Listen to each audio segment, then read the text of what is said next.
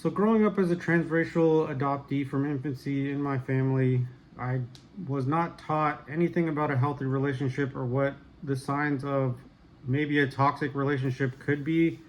I was in therapy from around age 14 all the way up into my late 30s. And anytime I brought up adoption, it was usually always the happy story and how lucky I was and how grateful I need to be. This is by professionals. And I've honestly been studying, looking for answers to solve my problems. And so that's all I want to talk about in these videos is maybe you're going through some of the same problems. And, not all adoptions are created equal. And there's, there's certain signs of toxic behavior in adoption and adoptive families that are going on right now. So I want to help other kids that may be younger that don't understand what toxic and controlling behavior is. So this is a video that's supposed to be for helpful purposes only. So coercive control and adoption. Adoption is meant to be a loving and supportive experience, but for some it can involve complex and harmful dynamics. One such issue is coercive control. It's a form of manipulation that can create toxic relationships with adoptive families. In this video, we're going to explore what coercive control looks like in adoption and how it can affect an adoptee's well-being. So, coercive control refers to a pattern of controlling behaviors designed to manipulate, dominate, and undermine another person's autonomy. In adoption, this often occurs when one party, usually an adoptive parent, exerts power over the adoptee in ways that limit their freedom and well-being. It goes beyond typical parenting. That's the key. This is about maintaining control at any cost. Power and control, that's the two main ideas of a manipulative relationship.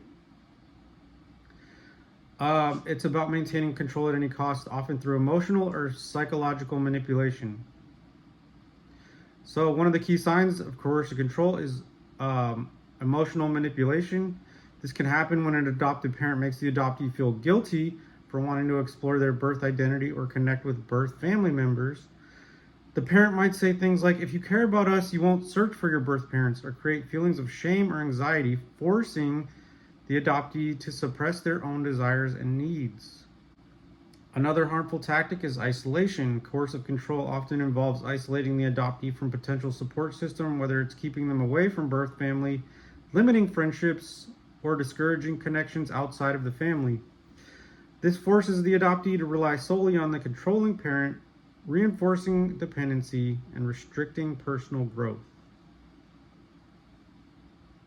Coercive control can also involve controlling access to crucial information. For adoptees, this might be denying access to their original birth certificate, their records, their medical records, or withholding details about their birth family history.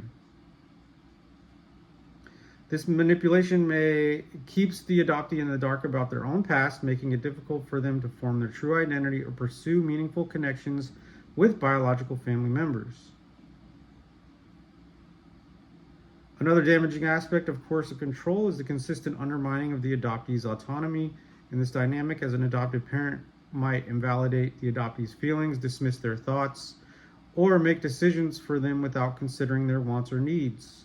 Over time, this can erode the adoptee's self-esteem, making them feel powerless or incapable of making their own decisions. In more extreme cases, coercive control can escalate into psychological abuse. This might involve belittling, threatening, or even gaslighting the adoptee, making them feel crazy or thinking or feeling a certain way. This can create a toxic cycle of fear and doubt, making it difficult for the adoptee to break free from their control. The effects of coercive control can be devastating. Adoptees may struggle with mental health issues such as anxiety, depression, or low self-worth.